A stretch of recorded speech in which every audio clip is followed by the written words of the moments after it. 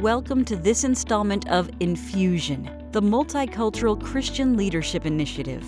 Together, we strive to build stronger multicultural relations throughout our communities. Hello. The episode you're about to watch introduces you to the thriving and integrated Spanish ministry of Sugar Creek Baptist Church in Sugar Land, Texas. Enjoy it, embrace it, and please share it with others. Blessings to you in Christ Jesus.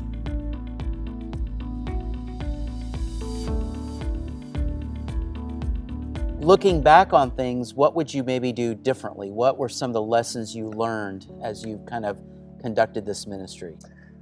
Many things, but I'm gonna probably just center on just a couple. I think that part of leadership is recognizing the things that you do wrong and making corrections, based on the experience that you acquire.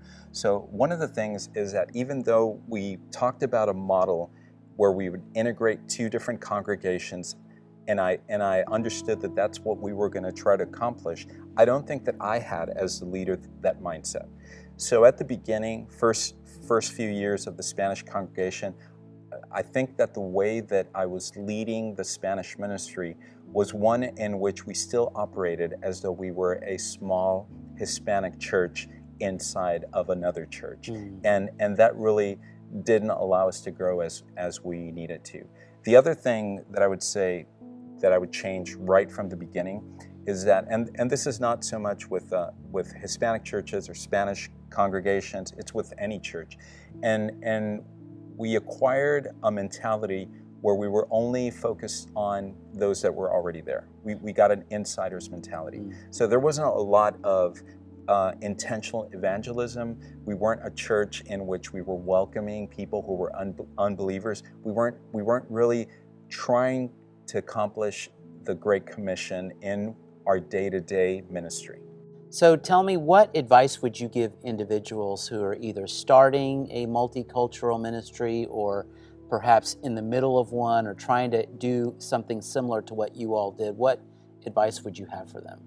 For any church that is looking to implement this model, I think that one of the key things is that you have to have people in each one of the departments or the ministries that is thinking Spanish as well. And it's not only Spanish. If any church is thinking of really integrating a different culture, I think that the key is that we all tend to do things the same way we've always done. So there has to be someone on the team that is thinking Spanish or thinking the other language and helping that team really focus and serve the entire church.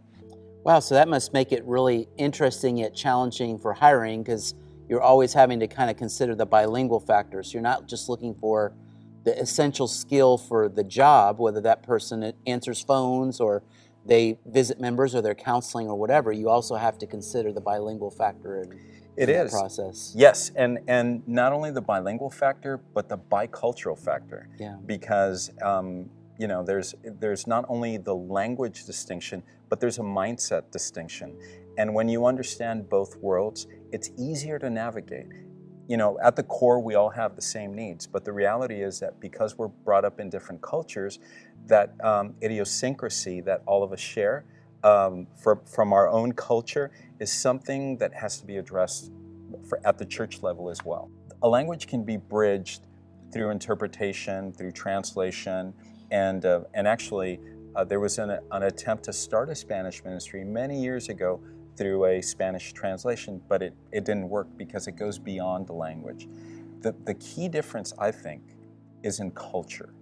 And culture is something that it's not so much that you need to translate, but you need to accept as well. So one example of that is I remember that when we were having our events, especially at the beginning of the Spanish ministry, we would have our event end, and then people would stick around for another 2-3 hours.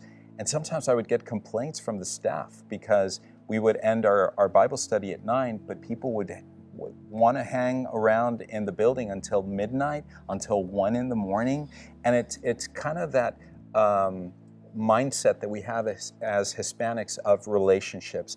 And so For other people in the staff, it was understanding why that was important. It was accepting that. It was change. And for us, it was also adapting to what we needed to adapt to the rest of the congregation. So both cultures accepting the differences and loving each other through that process is, to me, the biggest challenge whenever you bring two cultures together. But the other thing that I would say is that it has to be, there has to be a buy-in from the leadership, because otherwise the Spanish ministry will always struggle when it's trying to push the vision from the bottom up instead of from the top down. And so it has to be something that's implemented throughout the entire church. Otherwise, there will always be resistance. And whenever there's resistance, there cannot be growth.